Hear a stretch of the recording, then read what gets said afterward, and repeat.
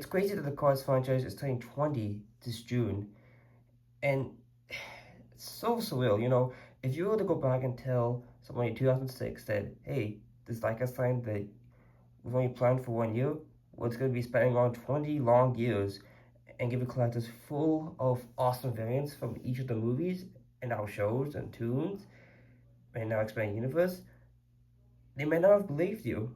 But now, it's like, dang, we've come this far. And while this year's mainline might not be what any of us wanted, it did allow us to kind of we look on those classic cars and like be like, you know what, I remember getting those at a very specific time. And this it's pretty much a story with this Mater here, because I was going through my channel history and I realized, I never did a review on regular Mater.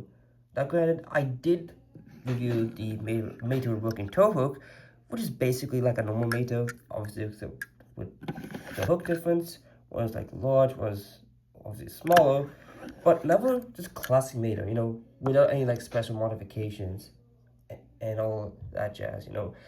I reviewed Mater with balloon, road trip Mater, and even like brand new Mater, but not regular classic Mater.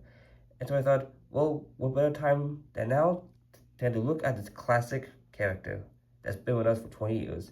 So hello everyone, welcome back to the review here on the channel. And today we're going to be taking a look at classic Mater. So I'm just going to show a quick appearance from all of the Cars franchise.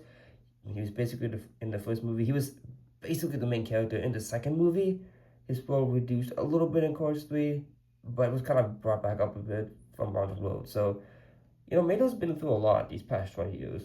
And a lot of us, I feel like we don't give him credit enough, because Cars 2 kind of painted Mater as this dumb, annoying tow truck. But I mean, he's really more than just that. Especially with Cars 1, 3, and even a little bit of On the Road showed that there's more to Mater than just, haha, silly big tow truck. So, yeah, that's pretty cool. And apparently, John Lasseter and some of the guys at Pixar, when developing Cars, they actually went outside the country and met a guy who pretty much sounded exactly like Mater. Like, I think that he was an inspiration for him. And yeah, it's so cool. Like, I'm blanking on his name, and I believe it was like Mater Neville or something. I'll post a little caption below of the real guy's name, but I think it's pretty cool that Mater was inspired by somebody. And of course, obviously, Leo E. the Cable Guy's performance as him, simply untouched. Simply untouched. Now, for his releases, he's released a lot. And like I said, he was released in 2006 and was released pretty much every year except for, I think, 2011 and 2012, because those were Cars 2 only years. But even then, he got some versions. He actually got a lot of versions in the Cars 2 line, and especially in 2013 to 2016. So, it's quite a bit of Mater to go around. And obviously, when they made the switch to Thailand, he was actually upgraded from a half plastic, half metal car to a full metal car. Because before, like on this Race Team Mater, only the front half of him was metal, the back half was plastic, and the caution sticker was like this really ugly sticker, so it peeled off a long time, and the rusty thing was okay, but not very realistic. Now, but when Thailand took over, they're like, nah, Mater's getting upgraded, so he got fully realistic rust detailing, the metal bed, and like these wheels here that are really grimy and filled with soot. I mean, it looks like he's been out of the sun for quite a while, so let's not forget about that. But yeah, let's take a look at Mater now. So first off, he has a classic expression, looking up, being his old jolly, happy, goofy self. We have his one working headlight, the other one was popped out. His exposed hood, which was not always like this, because he used to be blue, brand new Mater, which I'll show for the comparison in a little bit. So you can just appreciate the final details of this, especially coming from Thailand, because if you look at the Chinese Maters, yeah, it got the job done, but yeah, not very realistic at all. This feels a lot more better, with the different coloring of the intake, it being black and such, a little bit of brown on the sides. He has his two front buck teeth, very cool, more than rust detailing. Of course, there are some blue parts to remind us that he used to be blue once, back in Radiator Springs' heyday.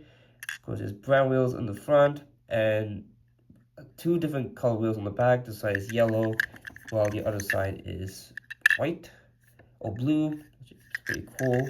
It does read tomato towing salvage ready to springs. It is a little grainy, but you know, it's Mato, so like I'm kind of, I think Thailand's graininess kind of works on them, and even New China, I think the graininess kind of works out. It might have taken a little bit of damage, but not too big of a deal. But yeah, from this backside onward, it's metal. I was going to say plastic, but that's the old China tomatoes.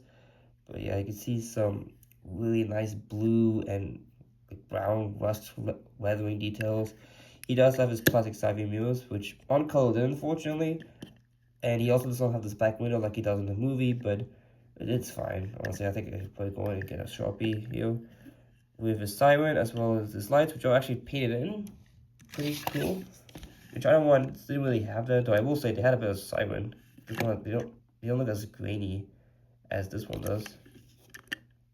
But of course, we still have those yellow taillights painted in red.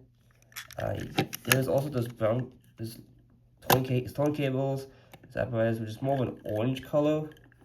Like it's a much more of a brighter orange compared to this one, which I think matched the diecast a little bit more. If I'm gonna be honest, I think I do prefer these towing cables. I mean, these ones aren't horrible, but like, yeah, they do stand a little bit, especially with the side view mirrors too. Of course, we have his hitches, which are nicely detailed. They're actually raised off the paint, and actually called in silver instead of previously where they were just left brown. Was the bumper? It's actually not a sticker; it's a decal, so it's not at risk of like rotting away. And it's classic A113 license plate, which is a pretty big Pixar Easter egg. Again, very grainy, but again, for a rusty calling Mato, like I'm a little less harsh on him with Thailand's graininess, that is, and New China as well. This side should be the same. Yep, and here is the base. R33A, so the 33rd day of 2022, I think, at the A factory in Thailand. I do believe I actually got this one from the Peggy Liner 5-pack, which is a really good 9-pack, by the way. It's kind of underrated, I feel, but yeah, that about does it for, oops, this is one too far, but that about does it for classic Mato. I really, really like this guy, and I think Thailand and New China did him so much better than Old China did. Now, here is the one with looking toe hook. Pretty much the same detailing.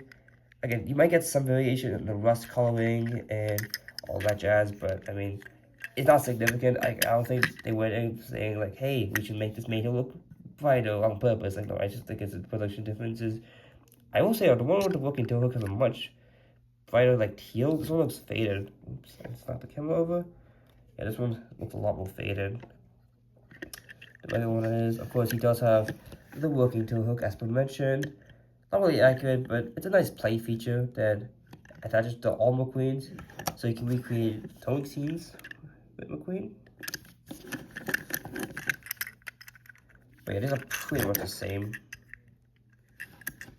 Yeah, I usually use this Mato as my main Mato, because I mean, practically he's the same from the front, just the towing cables are different. Here is, oops, sorry, I have so many Matos on my table, but here is Roach Mato, who has a very nice expression, you know, he's looking down, kind of jubilant. Yeah, mine has a little bit of damage. Yeah, I love this guy a lot. He's raised up in the front. I think it's pretty cool. He's also from Thailand, but I think the decal honestly looks a little bit better. Like, I think the decal might be better on this one than on this one, if I'm gonna be honest. Yeah, they both don't have the working toe hooks. The cone is a little better. It's actually, interestingly, this detail is painted in white rather than red, so interesting to note.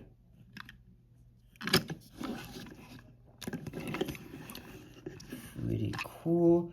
Now here is a Mato from New China, made it with balloon, and yeah, they did pretty much keep the same ideology as Thailand. You know, keeping fully metal. You know, we maintain that realistic grain. So pretty cool, pretty darn cool. That's about all of it. There we go.